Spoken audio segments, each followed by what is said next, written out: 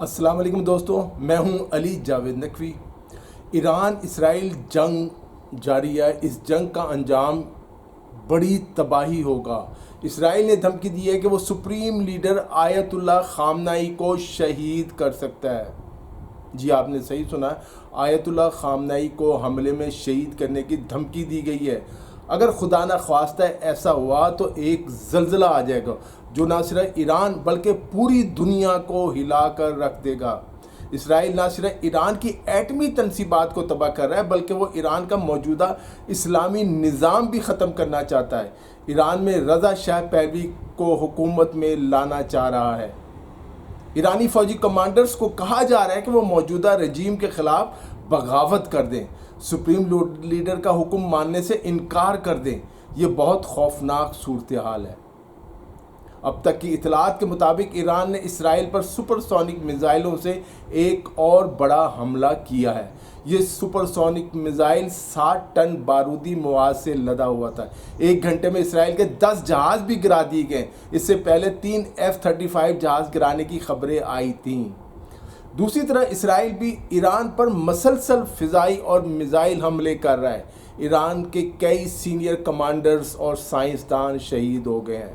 ایران کے انفراسٹرکچر کو بھی کافی نقصان پہنچا ہے۔ کل رات یہ خبریں تھیں کہ ایران کسی وقت بھی ایٹمی دھماکہ کر سکتا ہے۔ اس وقت بچاؤ اور فتح کا ایک ہی راستہ ہے کہ اگر ایران ایٹمی صلاحیت ہے اس کے پاس تو اس کا اظہار کر دے، ورنہ ایران کے لیے مشکلات بڑھتی جائیں گی۔ امریکہ اور بعض یورپی ممالک کھل کر اسرائیل کا ساتھ دے رہے ہیں، جبکہ ایران کے ساتھ بیانات کی حد تک تو کئی ممالک کھڑے ہیں، لیکن میدان میں مدد کے لیے کوئی نہیں۔ یہاں تک کہ ایران کی حامی تنظیمیں حزب اللہ اور حماس بھی بہت کمزور ہو چکی ہیں۔ اسرائیل یہ جنگ ایران کے خلاف نہیں لڑ رہا بلکہ اسلام کے خلاف لڑ رہا ہے، وہاں کے نظام کے خلاف لڑ رہا ہے۔ وہ امریکہ اور مغربی ممالک کو اکسا رہا ہے کہ اس کی مدد کی جائے۔ اسرائیلی وزیر اعظم نیتن یاہو نے اپنے ایک انٹرویو میں کہا ہے کہ ایران کے بعد پاکستان اسرائیل کے لیے بہت بڑا خطرہ ہے، کیونکہ پاکستان کے پاس ایٹم بم ہے۔ ایران یہ جنگ ہارتا ہے تو اس کے بعد پاکستان کی باری ہے۔ امریکہ کے ساتھ بھارت بھی اسرائیل کے ساتھ کھڑا ہے، اس کی مدد کر رہا ہے۔ اسرائیل نے پاکستان کے خلاف بھارت کی مدد کی اور اب بھارت ایران کے خلاف اسرائیل کی مدد کر رہا ہے۔ ایک بات افسوسناک ہے، ایران اپنی صفوں میں موجود اسرائیلی ایجنٹوں کو تلاش نہیں کر سکا، انہیں پہچان نہیں سکا، جس کی وجہ سے ایران کو ناقابل تلافی نقصان اٹھانا پڑ رہا ہے۔ اسرائیل نے سپریم لیڈر آیت اللہ خامنئی کو شہید کرنے کی جو دھمکی دی ہے، آیت اللہ خامنئی صرف ایران کے سپریم لیڈر ہی نہیں ہے بلکہ ان کی تقلید کرنے والے کروڑوں اہل تشیع دنیا بھر میں موجود ہیں۔ آیت اللہ خامنئی نے ابھی تک انہیں جہاد کا حکم نہیں دیا، لیکن اگر وہ حکم دیتے ہیں تو اس کے اثرات پوری دنیا پر پڑیں گے۔ اس وقت سب سے اہم بات یہ ہے کہ اگر ایران کے پاس ایٹمی صلاحیت ہے تو وہ ایٹمی دھماکہ کر دے، ورنہ خدشہ ہے کہ امریکہ بھی کوئی بہانہ بنا کر ایران پر براہ راست حملے کر سکتا ہے۔ اب سوال یہ ہے کہ ایران کے جو دوست ممالک ہیں وہ کیا کر رہے ہیں؟ اس کا جواب یہ ہے کہ دوست کوئی نہیں ہوتا، یہ صرف مفادات کا کھیل ہوتا ہے۔ روس، چین اور شمالی کوریا ایران کو اسلحہ تو سپلائی کر سکتے ہیں، وہ بھی پیسے لے کر، لیکن ایران کو بچانے کے لیے اپنی گردن پیش نہیں کر سکتے، خود کو پیش نہیں کر سکتے۔ یہ لڑائی ایران کو خود ہی لڑنی ہے۔ کیسے لڑنی ہے اس کا فیصلہ بھی ایران نے خود کرنا ہے۔ روس اور چین کی سرحدیں بھی ایران سے نہیں ملتی۔ چین اگر اسلحہ زمینی راستے سے بھیجتا ہے تو افغانستان یا پاکستان کے راستے بھیج سکتا ہے۔ اس جنگ کے اثرات پاکستان اور ترکیہ پر براہ راست پڑیں گے، جو ایران کے ہمسایہ ممالک ہیں، برادر ممالک ہیں۔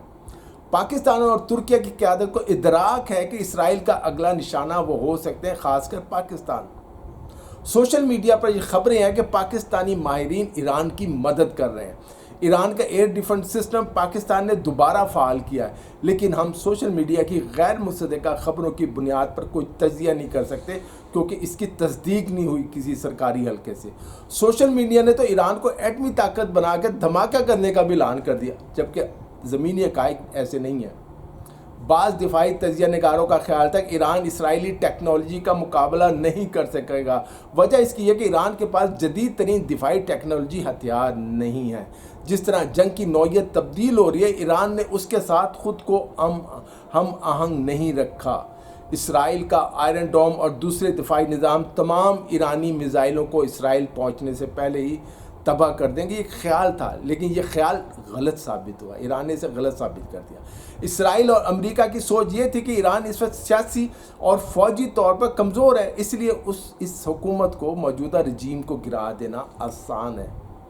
حیرت کی بات یہ کہ مسلم دنیا میں ناپسندیدہ ترین شخص نیتن یاہو ایرانی قوم سے اپیل کر رہا ہے کہ وہ حکومت کے خلاف سڑکوں پر نکل آئیں۔ نیتن یاہو کے ہاتھ ہزاروں بے گناہ فلسطینیوں کے خون سے رنگے ہیں۔ اسرائیل فلسطینی بچوں پر ظلم ڈھا رہا ہے، لیکن عالمی برادری اسرائیلی مظالم پر خاموش ہے۔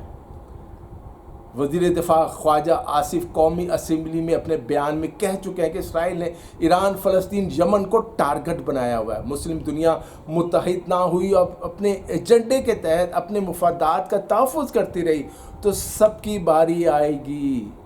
بالکل صحیح کہا انہوں نے۔ زیادہ تر مسلم ممالک ملٹری طور پر بہت کمزور ہیں، ہم جانتے ہیں۔ مسلم ممالک مل کر ایسی انہیں اسٹریٹجی، کوئی پلاننگ، منصوبہ بنانا ہوگا جس سے اسرائیل کا مقابلہ کیا جا سکے۔ اسرائیلی وزیر اعظم، پہلے بھی کہہ چکا ہوں، نیتن یاہو ماضی میں اپنے کئی انٹرویو میں کہہ چکے ہیں، پھر کہہ رہے ہیں کہ اسرائیل کو ایران اور پاکستان سے بہت خطرہ ہے۔ دوستو، دنیا اس وقت دو بلاکس میں تقسیم ہو سکتی ہے۔ ایک طرف امریکہ، اسرائیل اور اس کے حامی ممالک ہے، تو دوسری طرف ان کے مخالف ممالک جن میں روس اور چین بھی شامل ہے، شمالی کوریا بھی ہے۔ اگر امریکہ اس جنگ میں براہ راست کود جاتا ہے، جیسے کہ دھمکیاں دے رہا ہے، اور ایران پر حملے کرتا تو یہ جنگ تیسری عالمی جنگ کی شکل اختیار کر سکتی ہے۔ تمام ممالک کو یہ اندازہ ہو گیا ہے کہ صدر ٹرمپ بظاہر جنگوں کے خاتمے کا نعرہ لگا رہے ہیں، لیکن وہ دنیا کو جنگ کی طرف دھکیل رہے ہیں اور دھمکیاں بھی دے رہے ہیں، پوری دنیا کو دے رہے ہیں، کینیڈا کو بھی دے رہے ہیں، گرین لینڈ کو بھی دے رہے ہیں، سب کو دھمکیاں دے چکے ہیں۔ اگر ایران اور اسرائیل کی، ان دونوں ممالک کی فوجی طاقت کا جائزہ لیا جائے تو اسرائیل کا فوجی بجٹ ایران سے زیادہ ہے۔ اسرائیل 24 ارب ڈالر، جبکہ ایران جو ہے صرف 10 ارب ڈالر، یعنی اس کا آدھے سے بھی کم اپنے دفاع پر سالانہ خرچ کر رہا ہے۔ ایران کے پاس اسرائیل کو نشانہ بنانے والے ہزاروں بیلسٹک میزائل اور ڈرونز موجود ہیں، جبکہ اسرائیل کے پاس جدید ترین امریکی میزائلوں کے ساتھ ساتھ حملہ ور میزائل اور ڈرونز اور آئرن ڈوم سسٹم اور F-35 اور دوسرے لاقت طیارے موجود ہیں جو اسے بچاتے ہیں۔ اس آئرن ڈوم سسٹم کو اسی وقت بے بس کیا جا سکتا ہے جب بہت زیادہ اور کئی سمتوں سے میزائل اور ڈرونز داغے جائیں۔ ایران یہی کر رہا ہے۔ اسرائیل کی باقاعدہ فوج کی تعداد 1,70,000 ہے، جبکہ ایرانی فوج کی تعداد 6,10,000 ہے۔ تاہم اسرائیل میں جبری فوجی تربیت کے باعث لاکھوں ریزرو فوجی بھی ہے جنہیں اس وقت طلب کر لیا گیا ہے۔ اس کے ساتھ ساتھ اسرائیل کو امریکہ اور بعض مغربی ممالک کی بھی اندھی حمایت حاصل ہے۔ ایران کو اسرائیل پر یہ برتری حاصل ہے کہ ایران کی آبادی اور رقبہ اسرائیل سے کئی گنا زیادہ ہے۔ ایران کے میزائلوں میں شہاب 1 میزائل ہے جس کی رینج 300 کلومیٹر، اور اس کا نیا ورژن جو شہاب 2 ہے اس کی جو ہے رینج ہے 500 کلومیٹر مار کر سکتا ہے، جبکہ شہاب سیریز کا تیسرا میزائل جو شہاب 3-2 وہ 2000 کلومیٹر تک مار کرنے کی صلاحیت رکھتا ہے۔ اسی طرح ایران کے اور بہت سے میزائل ہیں جو اسرائیل کو نشانہ بنا سکتے ہیں، خطے میں موجود امریکی فوجی اڈوں کو بھی نشانہ بنا سکتے ہیں۔ اسی طرح اس کے پاس کئی ہائپر سونک میزائل موجود ہیں جو اس نے کل رات اور آج صبح اسرائیل پر پھینکے اور اسرائیل میں بڑے پیمانے پر تباہی ہوئی۔ امریکہ کو بھی اس ایرانی میزائل کی طاقت کا اندازہ ہے۔ ایران کی دفاعی طاقت کو سمجھنے کے لیے یہ جاننا ضروری ہے کہ وہ کن ممالک سے اسلحہ حاصل کرتا ہے اور اس کے دفاعی شراکت دار کون ہیں۔ روس ایران کا سب سے اہم عسکری فوجی شراکت دار ہے، جس سے ایران نے ڈیفنس سسٹم، جنگی طیارے، آرٹلری اور دیگر جدید اسلحہ خریدا ہے۔ روس اور ایران کے درمیان 2025 میں 20 سالہ اسٹریٹجک شراکت داری معاہدہ ہوا تھا۔ یہ معاہدہ دفاع، توانائی، سائبر سیکیورٹی اور جوہری تعاون کے شعبوں پر مشتمل ہے۔ اس معاہدے کی نوعیت جو ہے اگرچہ فوجی اتحاد جیسی نہیں ہے، تاہم اس میں ٹیکنالوجی اور ہتھیاروں کا تبادلہ شامل ہے، اور ایران نے حالیہ برسوں میں روس کو اپنے بنائے ہوئے ڈرونز اور میزائل بھی فراہم کیے جو روس نے یوکرین میں استعمال کیے اور اب بھی استعمال کر رہا ہے. ایران انہیں ابھی بھی سپلائی کر رہا ہے. دوسری طرف اگر ہم دیکھیں چین ماضی میں ایران کو ٹینک، بیلسٹک میزائل اور نیوکلیر ٹیکنالوجی فراہم کرتا رہا ہے. تاہم 2005 کے بعد چین نے ایران کو براہ راست اسلحہ فروخت کرنا بند کر دیا تھا. ایک رپورٹ کے مطابق چین اب بھی میزائل کے پرزہ جات اور ڈرون ٹیکنالوجی کے پرزے ایران کو فراہم کرتا ہے. دونوں ممالک کے درمیان 2021 میں ایک 25 سالہ معاشی اور دفاعی تعاون کا معاہدہ بھی ہو چکا ہے، جس کے تحت دونوں بحری مشقوں اور خفیہ دفاعی منصوبہ بندی میں شراکت دار ہیں. لیکن اگر امریکہ اور اسرائیل کے پر جو حملہ ہوا ہے اس میں چین کوئی عملی مدد نہیں کر رہا. شمالی کوریا کے ساتھ ایران کے دفاعی تعلقات 1980 کی دہائی سے موجود ہیں. ایران نے شمالی کوریا سے میزائل ٹیکنالوجی، آرٹلری، گولہ بارود اور دیگر فوجی سامان خریدا ہے. ایران کے شہاب میزائل پروگرام اور شمالی کوریا کے ہوا سونگ میزائل پروگرام میں ایک گہری مماثلت کہتے ہیں پائی جاتی ہے، جس سے اس بات کا اندازہ ہوتا ہے کہ دونوں ممالک کے درمیان فوجی تکنیکی تعاون مسلسل جاری ہے. لیکن کیا شمالی کوریا نے ایران کو ایٹمی ٹیکنالوجی یا ایٹمی ہتھیار دیے ہیں؟ اس کا جواب کسی کے پاس. ایک سوال یہ ہے کیا روس اسرائیل کے خلاف ایران کی مدد کرے گا یا نہیں، جس طرح امریکہ اسرائیل کی مدد کر رہا ہے. موجودہ عالمی تناظر میں روس یوکرین جنگ میں الجھا ہوا ہے اور مغربی پابندیوں کا شکار ہے. روس نے ایران کو دفاعی ٹیکنالوجی اور اسلحہ ضرور فراہم کیا ہے، مگر وہ کھل کر اسرائیل کے خلاف میدان جنگ میں اترنے سے گریز کرے گا. روس کی حمایت زیادہ تر تکنیکی، معاشی اور خفیہ نوعیت کی ہو سکی ہے تاکہ مغربی ممالک سے براہ راست تصادم سے بچا جا سکے. چین کی پالیسی بھی اس حوالے سے بہت محتاط ہے. وہ جنگ کا حامی نہیں اور مشرق وسطی میں تیل اور تجارت کے لیے استحکام چاہتا ہے. تیل کی سپلائی متاثر ہوتی ہے تو اس کا اثر چین کی معیشت پر پڑے گا. اسرائیلی جارحیت کا فوری جو اس کے اثرات ہیں وہ عالمی مارکیٹ پہ ہم نے دیکھے ہیں بہت سنگین پڑے ہیں. سونے اور تیل کی قیمتیں بڑھ گئی ہیں جبکہ اسٹاک مارکیٹیں نیچے آئی ہیں.